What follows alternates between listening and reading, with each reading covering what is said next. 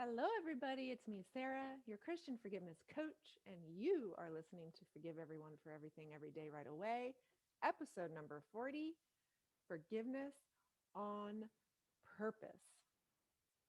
So, did you know that we can create any emotion that we want? And if you did already know that, how often are you utilizing this skill? So, our feelings, our emotions, they're inside of us, right? They come from inside us. They start inside of us, but they start as a thought in our brain. And then that thought produces a feeling. So, when we really understand this, when we can think on purpose things that make us feel the way we want to feel, then we know that feelings are not caused by events or things or other people, what they do or what they say. Things happening outside of us cannot put feelings and emotions inside of us. Thinking someone, quote, made us mad is never, ever, ever true, even when we think it is, which believe me, I still do sometimes. But the truth is, we had a thought about what they did or said, and that thought is what makes us mad. This is so important to understand if we want to take control of our emotional lives. So I'm sure that most of you have done this before, and you can try it now. If you've done it before, but you've kind of been doing it unconsciously, I invite you to try it consciously on purpose. Decide on a feeling that you want to feel. Actors know how to do this very well, right? If they need to be like sad or mad in a particular scene, they access their own mind in order to do that, right? So many of us are going through life feeling sad or mad, but we're thinking we have no control over it and that something or someone else made us feel that way. So, for example, let's say I want to create the feeling of excitement. Like I can do this very easily if I start thinking about this really cool trip that I want to go on. I have this dream of kayaking with orca. So when I think about this, I can create this feeling of excitement in my body. It gets so real that sometimes like the hairs on my arms stand up. And it's as if I'm already experiencing it. So, do you notice that you can do that? I don't need to actually go kayaking with orca to create the feeling that I think kayaking with orca is going to give me. I can create that feeling on purpose with my thinking anytime I want. And it feels amazing, super fun, right? So, have you ever noticed that the excitement and the anticipation of something is sometimes even more fun than the actual doing of the thing? Do I still want to kayak with orca though? Yes, of course I do, and I will. But do you know what feeling will drive me to take the action I need to take in order to make that dream happen? Excitement. So I can create that feeling on purpose and then take action from there. And that is really the way that I have found to live a very purposeful life. How to create emotions on purpose, awareness, practice, learned. This is how you create what you want in your life.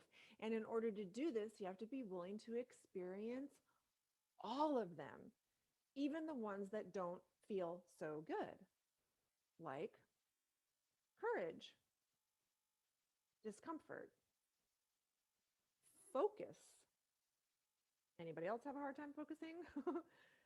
So, useful emotions like that don't always feel good, but they move us forward. Have you learned?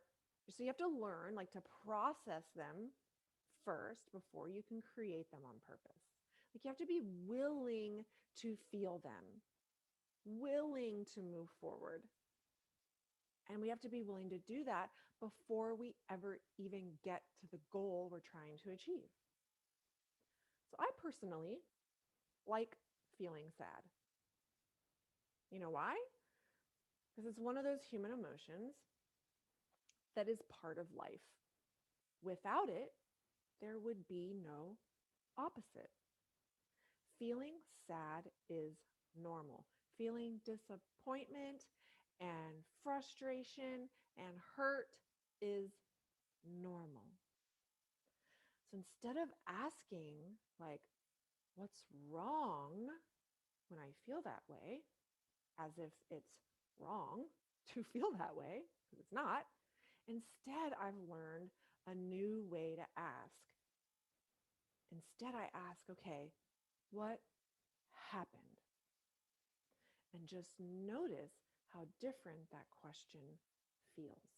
So you're feeling some sort of negative emotion, or someone else around you is experiencing a negative emotion.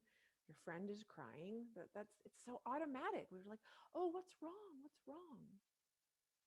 And instead, I want to offer that we get into the habit of saying, what happened? So we got to feel good about the bad. When we learn to do that, we're literally untouchable. We are unstoppable. Think about that. If we are open and willing and allowing any and all emotions, what would we be then doing that we're not doing now because we're afraid of those emotions? Would we be, if you're single, would you be going out on dates? If you're married, would you maybe tell your spouse something that you've been holding in? Would you go apply for that job? Whatever it is. If you weren't afraid of rejection, disappointment, what would you do if you're willing to feel those things that you're not doing now?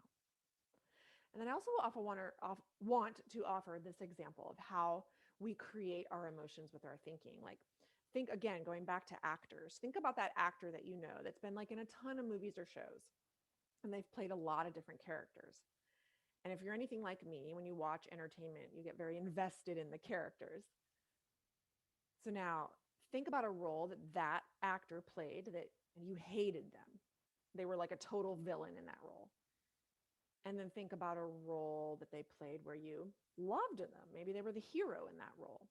It's two totally opposite feelings, all created in our mind by our thinking and our opinions.